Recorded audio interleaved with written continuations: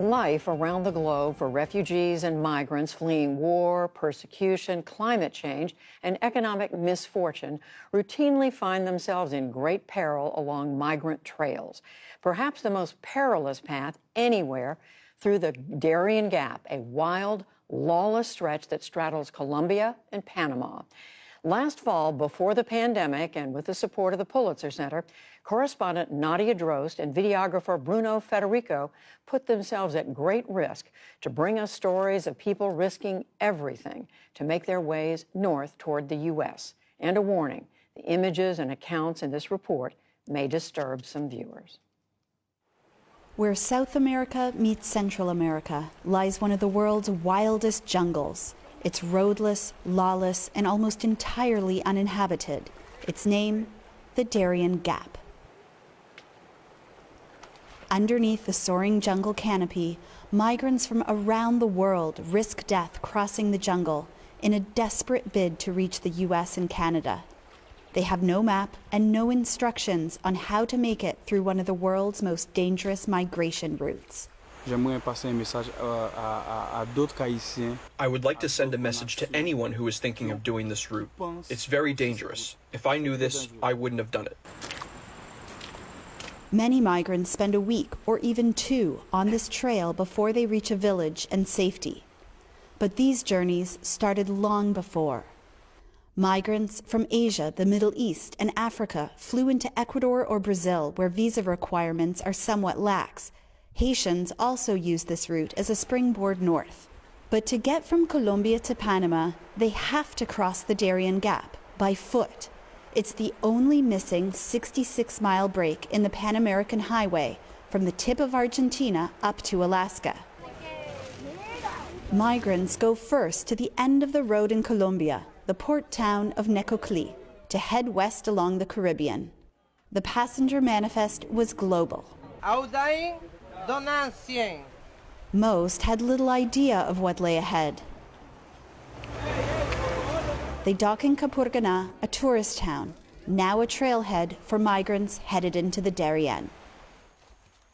We set out to join up with the migrant trail and reached a makeshift camp where smugglers wait for migrants. At dusk, a group of Cameroonians and Pakistanis arrived. They were exhausted and relieved to find the last spot on the trail where they can get hot food.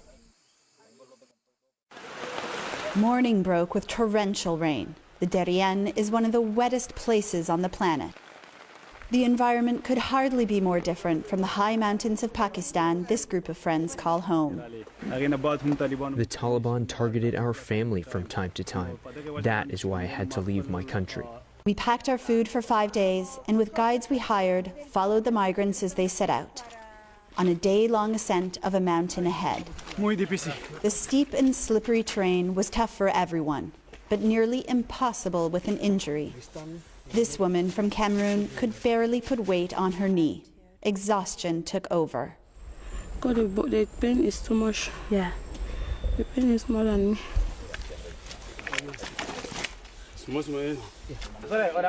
Up the mountain, the smuggler the Cameroonians and Pakistanis hired demanded payment.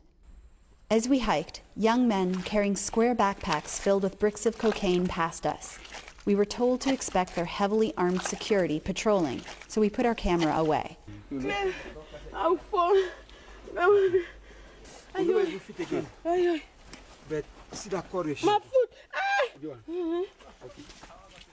After a steep descent, the group made it to this river. They were almost out of food.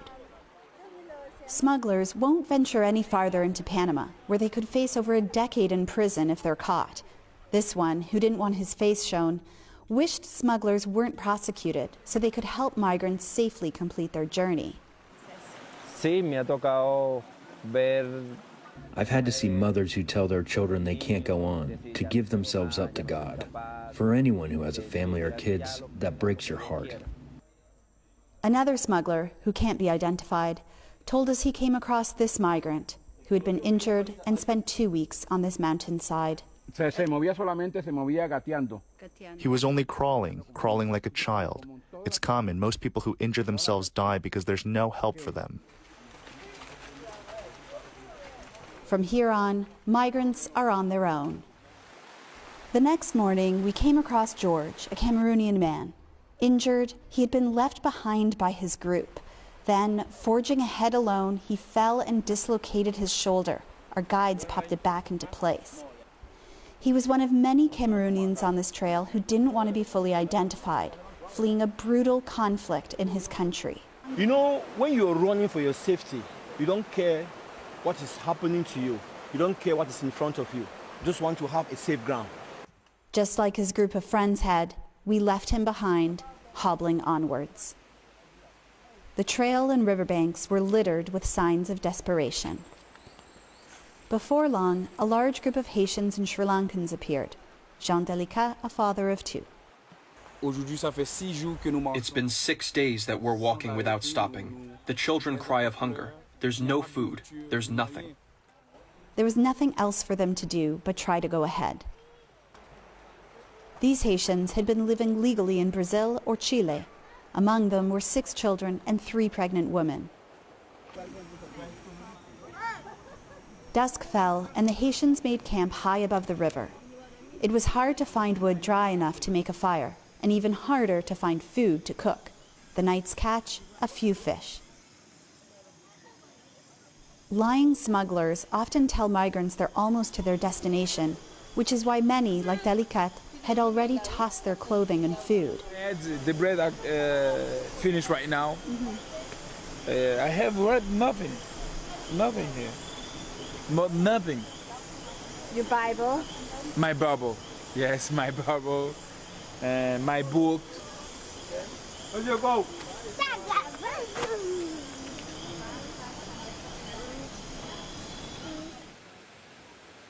Dawn broke after a night of heavy rain. They've barely slept. They are soaking wet and very hungry, but in fact, we are stuck here for now. That's because overnight the rain made the river rise dramatically. It was too high to cross. The rivers often pull children from their parents' arms and sweep migrants to their death. Marooned, with unwelcome time to think, worries took over the Haitians, like Rosie Bantour. Sometimes I think that if I was not this poor, I wouldn't have got into this situation. The river level dropped, and we finally set out again. Later, we were joined by 15 Bangladeshi men with nothing but the clothes they were wearing. They had been robbed 4 times on the trail of everything. A man we're calling Saeed, because he's scared to be identified, explained. A group of 5 to 7 mafias came to us. They pointed a gun towards us and took away our bags and everything. They left nothing for us. They even took away our food. The river was dangerously high, and we cut the day short and set up camp. The next morning, 8 migrants from Haiti and Ghana, who began the crossing with the Haitians but fell behind, suddenly showed up. Among them, a woman and her boyfriend from Haiti were robbed by bandits days earlier. One grabbed the boyfriend's arm, threatening to cut it with a machete. Charlie Pierre from Haiti helped tell us what happened. After, the thief said, "Go off and leave the woman behind." And so he's walking, but looking behind, and sees these guys lowering his wife's underwear. One of the men assaulted her, penetrating her intimate parts with his fingers, looking for dollar bills they suspect migrants of hiding. Later, we heard many stories of this and other abuse on the trail. After another night of heavy rain, the river is very, very high. It's going to be risky to cross it, but we simply cannot wait any longer because we have run out of food. Pierre found a pregnant Haitian woman he had been searching for, and we got on our way, trying to sidestep the river. After 8 days on the trail, Rosina Boateng's family from Ghana had run out of food. Because when is it going to finish? The hope, I lost hope. I even lost hope. Stomachs were empty, legs were quivering. Because the river was too high, we had to make a detour, winding up into the forest and dimming all hopes of reaching a settlement in Panama by night. The next day, minds were racing with one question. Will we make it out of here? There were foreboding reminders of those who did not. But these migrants joined the legions of survivors crossing the Darien Gap. As the river opened up, a driver and his outboard canoe appeared. We were on our way, finally, to a village. This night, the group made its way out of the Darien Gap, but the rest of their journey is as opaque as the black waters ahead. From the Darien Gap in Panama, reporting with Bruno Federico, I'm Nadia Drost for the PBS NewsHour.